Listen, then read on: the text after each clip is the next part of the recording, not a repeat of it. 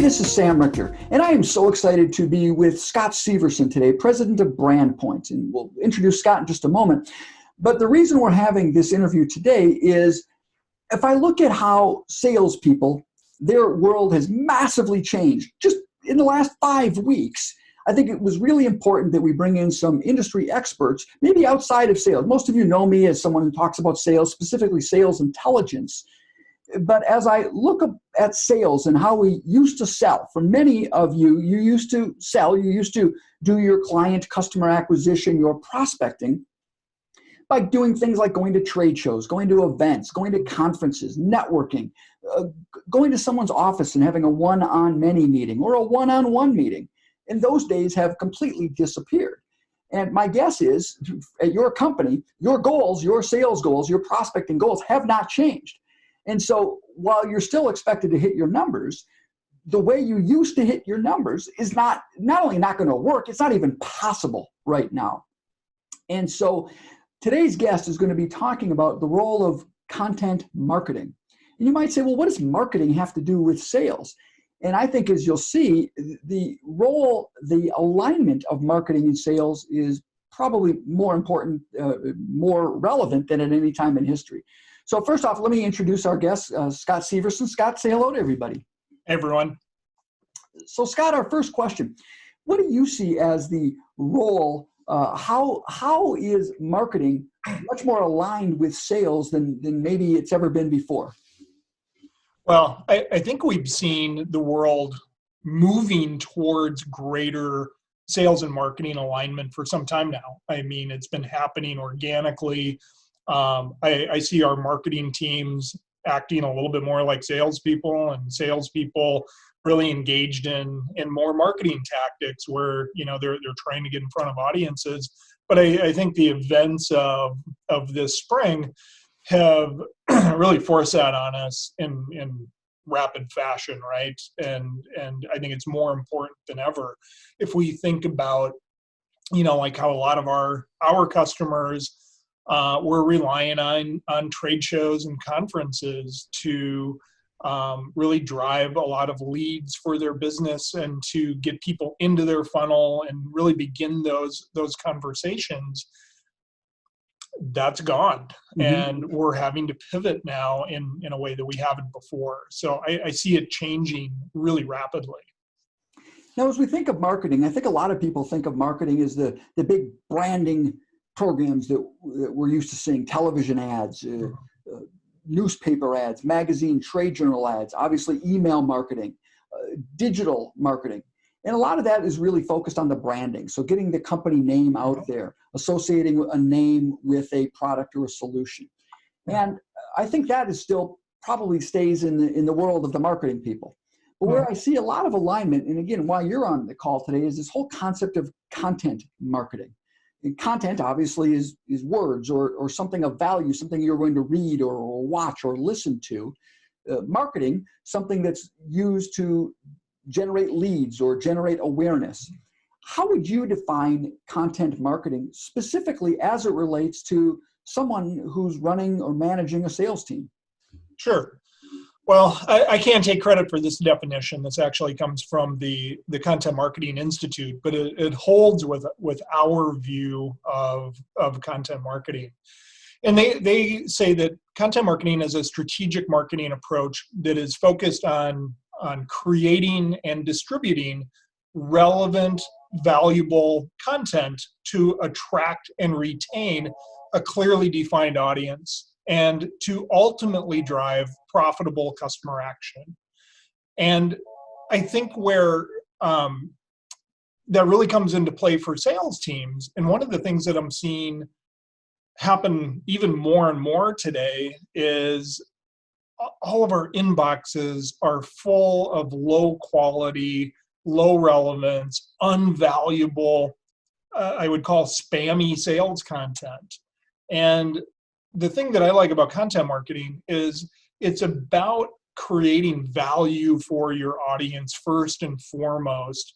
And I think it dovetails with what I hear you talk about all the time is how do we be ultra relevant to our audience, and how do we create value first and foremost?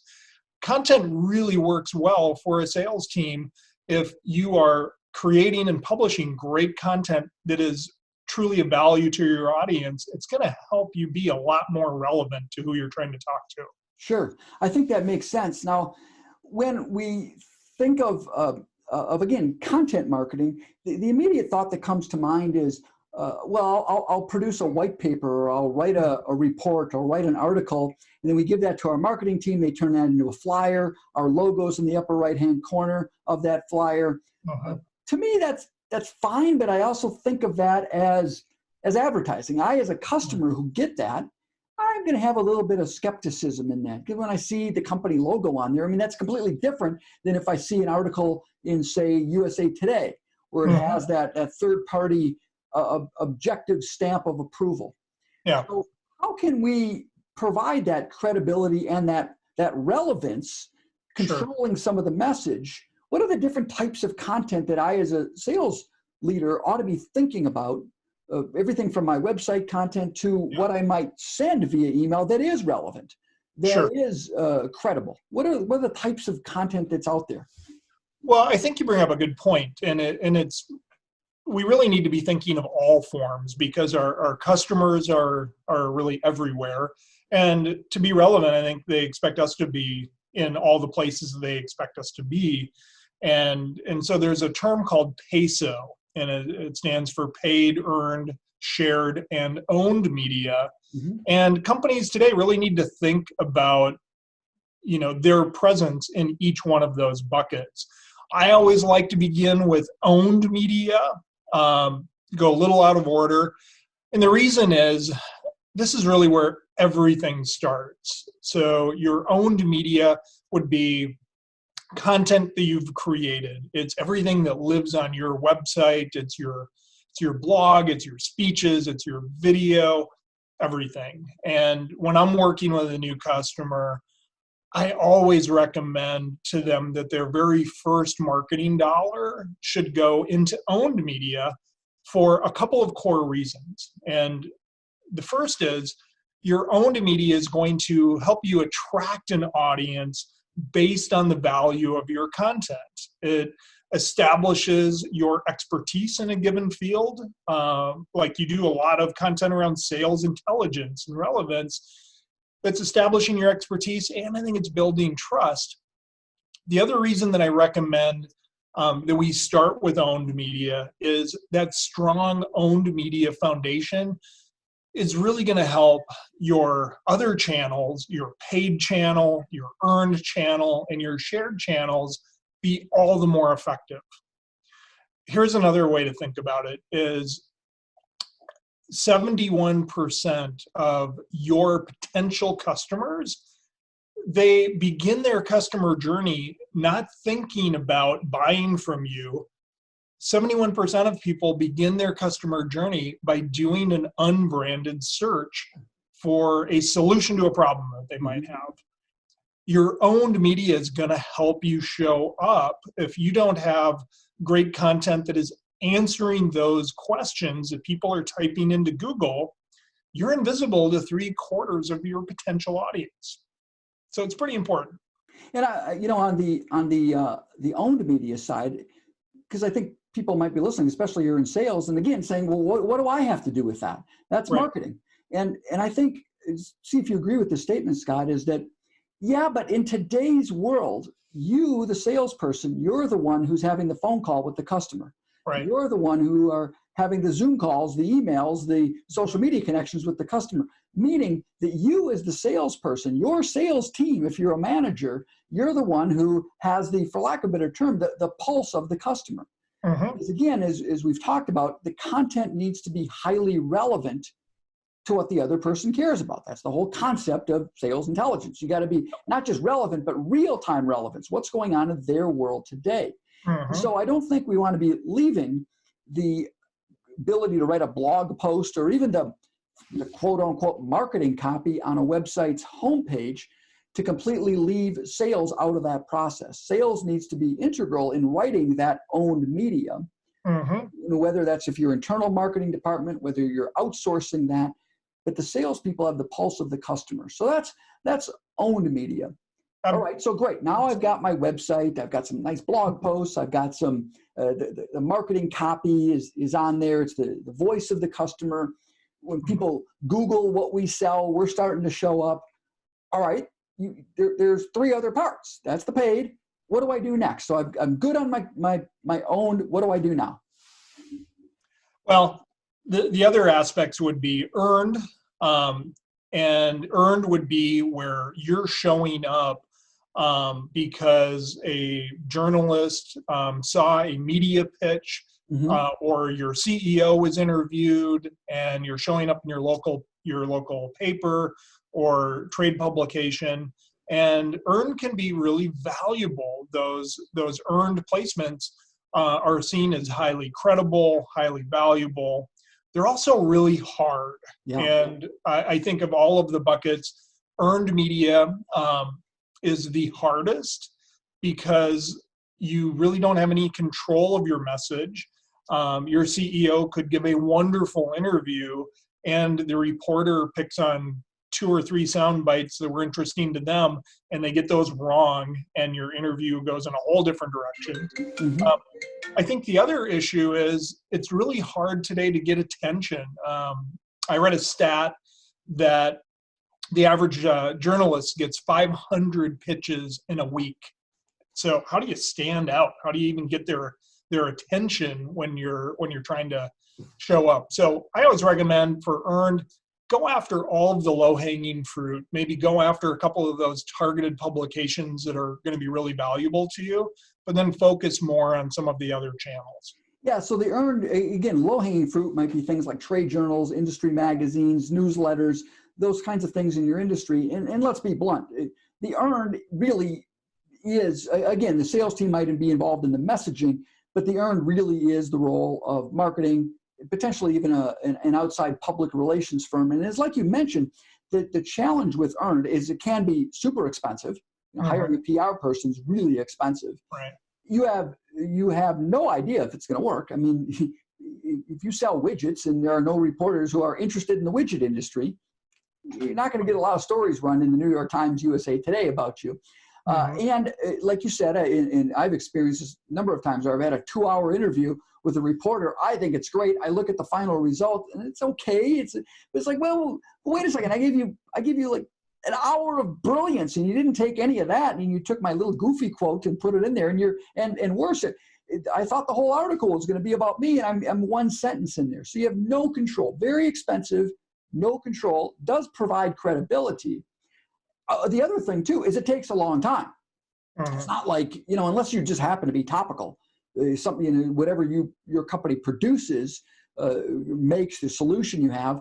So for example, if you're a company right now and you manufacture respirators, well, there are probably reporters that want to hear your story and want to potentially include you in their respirator story. You got to be timely. You got to get lucky with that. So the salesperson needs to be part of the owned media, especially on the voice of the customer. You might not be writing that content for your website, but you're certainly going to be working with the writer, your marketing team, on informing them what do our customers care about, because again, key word here, key phrase is relevance, real-time relevance. Earned media sales probably doesn't have too much to say there, other than maybe right. As they notice something that's going on in the marketplace, they might recommend to the marketing team. Let's talk about those next 2 parts of Peso. And because I think in my discussions with you in preparing for this, that's where the salespeople can not only play a role, but maybe even take a leadership role. Yeah, absolutely. So the next bucket would be paid. And the great thing about paid media is this is the channel where you have the most control and you can really get the fastest results. And I want to be clear, we're not talking like ads. We're not talking like paid ads. We're talking about paid content. So talk about that too. Like what's the difference there when you mean paid? Well, so within this big umbrella of what I would call paid media, it can certainly include things like AdWords. It can include promoted posts that you're doing. But when we think of paid at BrandPoint, we have a couple of things that we use that are proprietary to us. So one is called the Expert Series. Mm-hmm. And the Expert Series is where we will craft a bylined article where you have complete control over the message. It's the message you want to get out there, where we interview your CEO or a leader in your company. And it's a very tailored message. It could also be a video interview that we do. So we take this either byline article or video, and then we syndicate it to top publications like the LA Times, Chicago Tribune, USA Today, and others. And it can be that same message that might live on your owned media, but imagine the credibility when you're on a top publication. So that's something that we use a lot. And what I heard you say there that I think is really important that the salespeople are going to like is it sounds like that your team does the writing. And so who is that? Is that just, some English major that's still, freshman in college, or who's writing that content? Because I still got to believe that it's got to be great writing. It can't look too salesy. So who's doing that? No. Well, they are all English majors that work at BrandPoint, but they have an average of 12 years experience. Oh, okay. They're all, I believe all of our writers are former journalists, so they really know how to conduct an interview and really write something that's interesting and compelling and something that's going to get clicked on and drive a result. So I think that's a key point. So to summarize that, I mean, what I just heard, I think, is that if you were to do earned media, you're relying on a reporter to write, and then again, you have no control. They're not going to. No reporter that I ever worked with is going to send you the article and say, "Hey, make sure you sound really smart in here." But with paid media, you're still working with a trained professional journalist who's going to interview you, write the article like a journalist would write, but in this instance, they're going to send that article to you, the salesperson or the CEO, and say, "Hey, make sure we've got the key messages in here." Now we can't have it be salesy, and it still has to be educational, primarily educational in nature. Yes. But it's done by a journalist, and you, the company or the sales manager, salesperson, has control over what that content is. So, give me an example of something like that. Would it be? I'll let you give me an example on how an article could be written in such a way that's educational, yet still get my key messages across in a way that doesn't seem salesy. Sure. So we have a client that has an artificial intelligence software that is really used a lot by marketers today. And we interviewed one of the founders of this company, and the interview was really centered around, how AI is being used by companies today, demystifying artificial intelligence, and talking about how marketing companies are using this technology. So first and foremost, it was really an educational piece that I think provided a lot of value in and of itself, but it also wove the brand and the leadership of that brand into the article as a thought leader. And I think that creates tremendous credibility. And when we come back to how salespeople are using this, is during the sales process, our teams have found that it's incredibly valuable for their sales process to be able to have these high quality placements on top tier publications to share with prospects and clients. And it's a great way to build credibility and tell the story that you want to tell. Yeah, I think that's really cool. So one of the things that I teach in my program is the whole concept of the value-added follow-up. And at a high level, what's the value-added follow-up? Most of us are not closing the deal after the first phone call, right? So what typically happens, if I were selling to you, Scott, I might say, you might say to me, "Sam, I really love what you have to say, but we're just not ready to make a decision, but stay in touch." Now, because I'm a good salesperson, I'm going to say, "Well, how often should I stay in touch?" And you're going to say, "Well, about every 3 months." I go into my Outlook, I say, "Call Scott in 3 months." 3 months rolls along, and, "Hey, you ready to buy from me yet?" Now, that's not what I say, but we both know what's going on. That's what you're thinking. Yeah. Exactly. The value-added follow-up is, I'm not going to listen to your schedule. You told me to stay in touch in 3 months. I'm going to follow up with a thank you note. But instead of just saying, hey, Scott, thank you for meeting with me today, it's going to be, hey, Scott, thank you for meeting with me today. Hey, I stumbled across, when we were talking, you were sharing with me that one of your challenges is this or this competition or this program. I stumbled across an article that talks about that I thought you might be interested. So that's going to be my first value-added follow-up.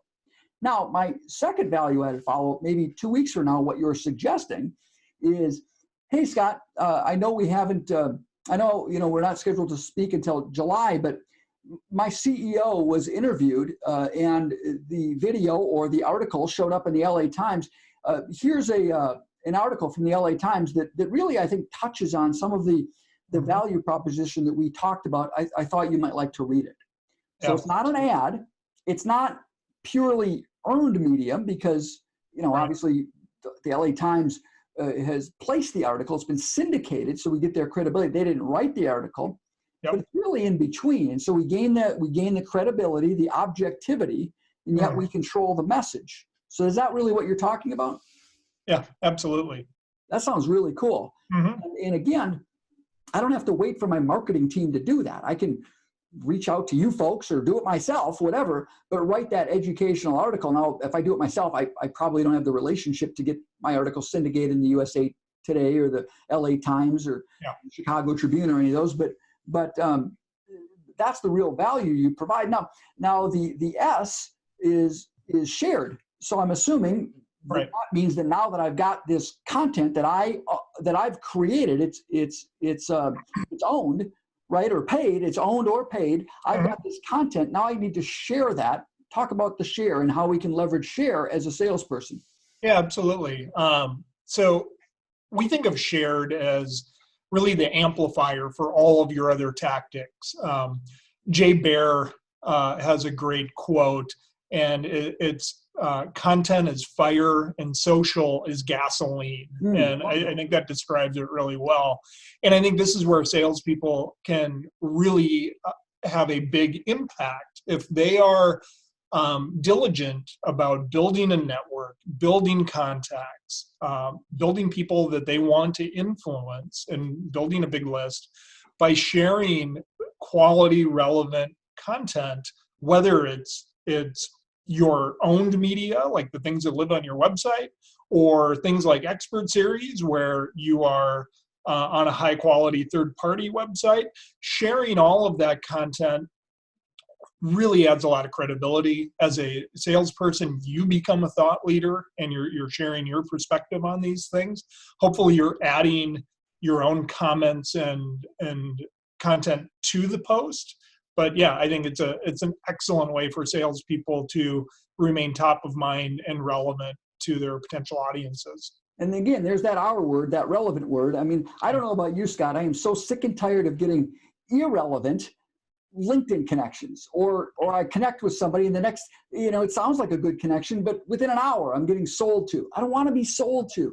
And what I'm hearing you talk about is you reach out, you connect with a prospect via social media, via LinkedIn, or maybe email or whatever it might be. But then now I'm going to reach out with a relevant piece of content that's of value to the other person. So for example, let's say that the paid media, the article or the expert series you wrote, using your example, artificial intelligence. And so this is this great article, this great video. Now I'm going to reach out to my prospects, only the prospects that can benefit, or that I know through my homework, through doing sales intelligence, I know is interested in artificial intelligence. Now I can send them a LinkedIn message, and it's going to be personalized, hyper customized. It's going to say something like this: Hey, Sally, I know the last time we spoke, or in looking at your website, or in reading that article where you were quoted, I know artificial intelligence is really important to you. Our CEO just participated in an interview that showed up on USA Today that talked about artificial intelligence. By the way, if you look at like the 3-minute part of the video, he talks about the exact issue that I know you were trying to solve. So I think it might, this is when I read when I saw my CEO's video, I immediately thought of you.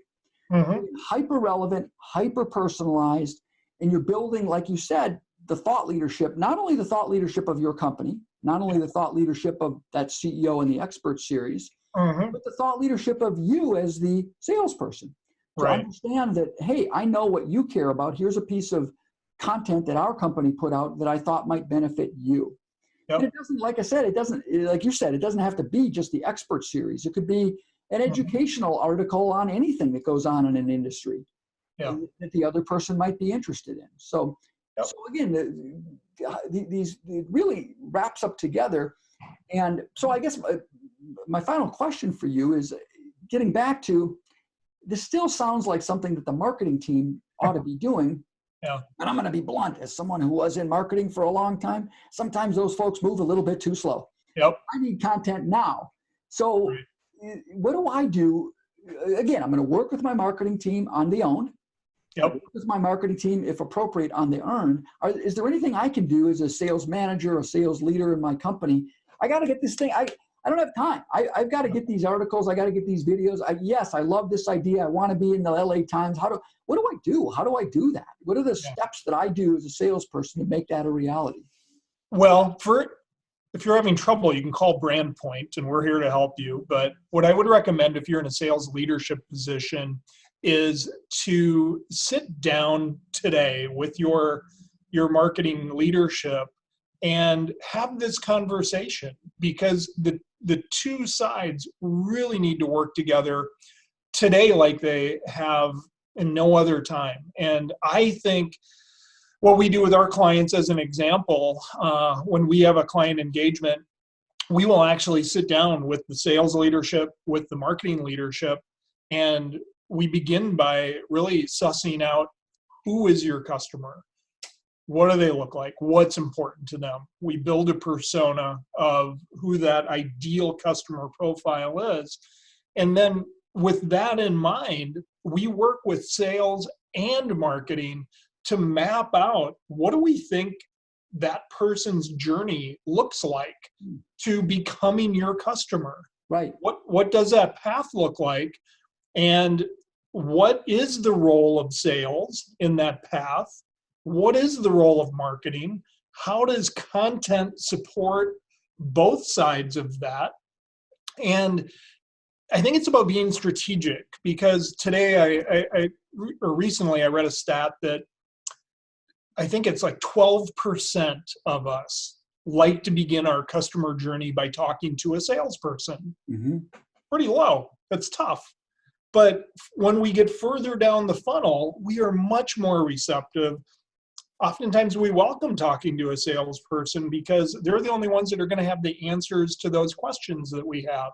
So how do we take the 88% of people that don't want to begin their customer journey with a salesperson, create relevant, valuable content, get it in front of them in a way that's really relevant and valuable to them, to get them into your funnel?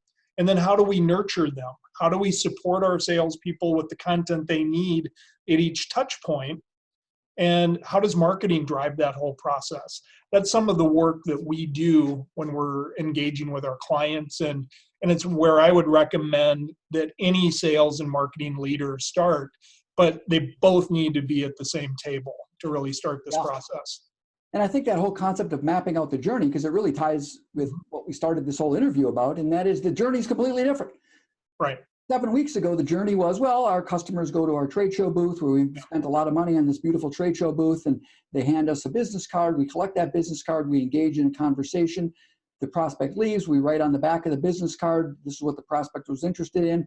A week later, when we get back to the office, we follow up with that person. Those days are over. How do we replicate that? Now, here's the nice thing, too. A lot of companies had a budget for trade shows and conference attendees. Those are all gone, but the budget still might exist, hopefully. So you can take some of that budget and use it on this paid media strategy, because I don't know how else you're going to get in front of those prospects in ways that where they actually want to hear from you. And that's the key. That's the power of relevance, is when you're sending relevant thought leadership expert content to your prospects, they actually want to see, they want to read that, they want to see that video, because you're providing value to the other person. It's probably the closest way we can replicate that trade show, that conference experience, And so again, ties us back to, yes, marketing is important, but you as a sales leader need to take the role and ensure that this kind of content's being created and shared out there with all of your prospects. Mm-hmm. Absolutely. I think you made the point earlier that sales needs to be part of the conversation because they're talking to the customer, and I would say if sales is not involved in your marketing prospect, you're really missing out on that really valuable perspective on how to be relevant to this audience. Well, that's great, Scott. This is wonderful. I know I learned a lot, and hopefully everybody watching learned a ton. Hey, I know that some folks are going to be interested in BrandPoint. You know, hey, yes, I know we can do this ourselves, but we just like to have somebody else do it for us. By the way, like I said earlier, our trade show conference attendee budget's been blown up anyhow, so I've got some money I can do. Have somebody help me with this. Below the video, we're going to put a link that allows you to go right to a specific page on how content marketing can really help sales teams. So make sure you click on that, learn a lot more about content marketing, about BrandPoint, and really think of these new ways where sales marketing can be aligned to get your message out there in a credible, relevant, hyper-relevant way where you're providing that thought leadership, that expertise, that value to your prospects, your existing clients in ways that they care about. So thanks so much, Scott. It's been awesome having you here, and I really appreciate it. This is Sam Richter, and we'll talk soon. Thanks, everybody.